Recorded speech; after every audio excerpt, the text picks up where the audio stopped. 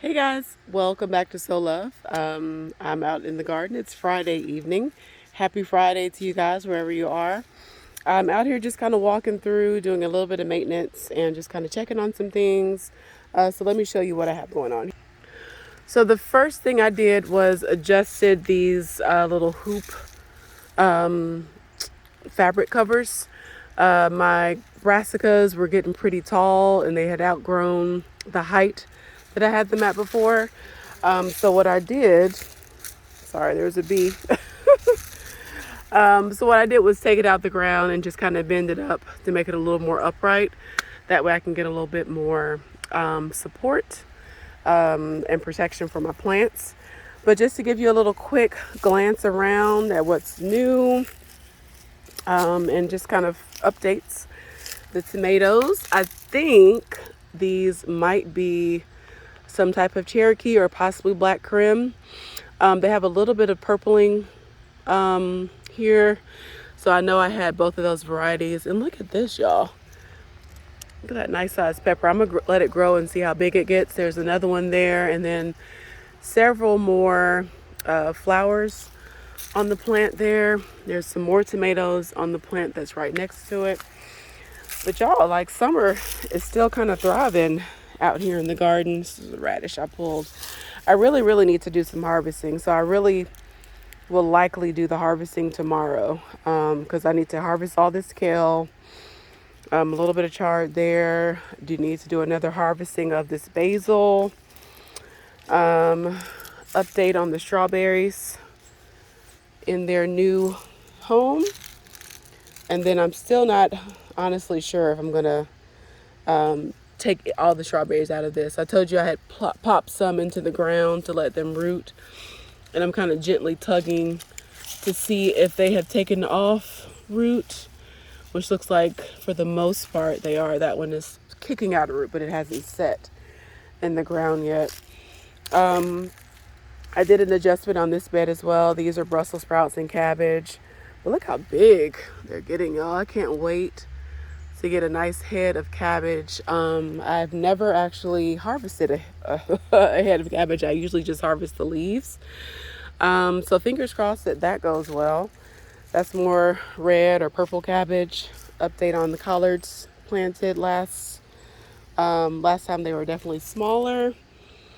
These are some potatoes I found in my cabinet that were kind of going bad. Some were sprouting, so I threw out some of the bad ones, and then I popped the rest in 4 grow bags. So I'll update you on how those do over the winter, and if we get any production over them. It's been an unusually warm fall so far, so I don't know. We'll see what happens.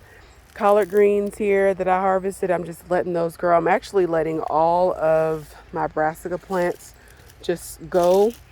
I'm trying to wait and do a big harvest right before Thanksgiving. I told my mom I would bring those. I'm trying to get up close on the ladybugs. There are a lot of baby ladybugs out here in the garden, which is kind of cool to see. Definitely need to harvest this green stalk planter. Lots of lettuce, parsley, and this huge Jarro spider that's there. I know, I respect nature. I respect the bugs, but he find another home. So I'll see if I can safely move him somewhere else because I definitely need to get in there and do some harvesting. And then walking through, just an update on the cauliflower, which are down there. There's some broccoli here. Everything is covered, y'all. So all of the beds have row covers on them. And that is working out very nicely. These are a bunch of beet seeds that I just randomly planted when we were moving. I found a couple bags of beet seeds that I'd saved from my plants that went to seed last year. And I just kind of tucked them randomly in this bed with the intent to move these and thin them out. So that is the plan, to gradually start moving those to other parts of the garden. I did that with some in this other green stalk planter. Some had gotten big. So we'll see how those go. I have like maybe 2 to 3 per cell in there. And then of course I have some strawberry plants and kale there. This lettuce is looking really, really nice. So you'll see in the beds I have plants mixed in with some, well, transplants mixed in with seedlings. And I'm pretty sure when I was telling y'all about the aphids, those came in with some of the transplants. I don't think I did a great job of checking the plants, so my bad on that.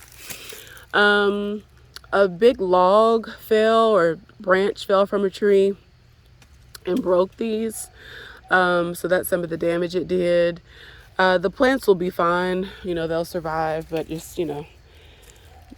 something that happened. Can't have control over everything, right?